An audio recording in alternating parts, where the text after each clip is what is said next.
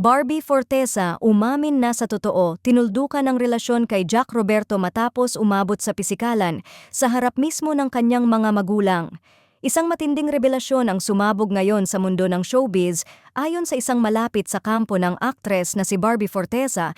Hindi simpleng mutual decision ang naging dahilan ng hiwalayan nila ng longtime boyfriend na si Jack Roberto. Sa likod daw ng kanilang sweet na imahe sa publiko, may matagal nang kinikimkim na problema ang aktres at umabot na raw ito sa puntong may pisikalan na. Mas lalong naging masalimuot ang sitwasyon nang maganap umano ang isang matinding away sa mismong harapan ng mga magulang ni Barbie. Ayon sa source, napuno na si Barbie.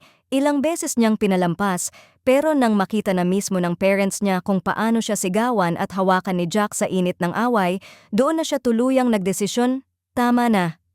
Bagamat nananatiling tikom ang bibig ng aktres tungkol sa issue, ramdam ng fans at press na may pinagdadaanan ito. Mas naging tahimik si Barbie sa social media at unti-unti na ring binura ang ilang posts na may kinalaman kay Jack, isang senyales na may malalim na dahilan ang kanilang biglaang hiwalayan.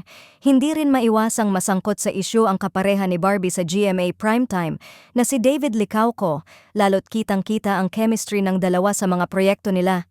Ilang netizens ang nagbato ng akusasyon na baka si David ang naging third party, pero iginiit ni Barbie sa isang interview noon. Hindi ako malandi. Hindi porket masaya kami sa trabaho ni David, kami na. Ngunit para sa ilan, hindi pa rin ito sapat na linaw. Marami ang nagtatanong. Kung hindi si David ang dahilan, bakit parang mas masaya ngayon si Barbie ngayong hiwalay na sila ni Jack? Para kay Barbie, hindi na siya ang dating tahimik na babae. Mas matapang na siya ngayon, mas malinaw na ang gusto niya sa buhay, at hindi na siya matatakot ipaglaban ang sarili niya, even if it means walking away from someone she once loved.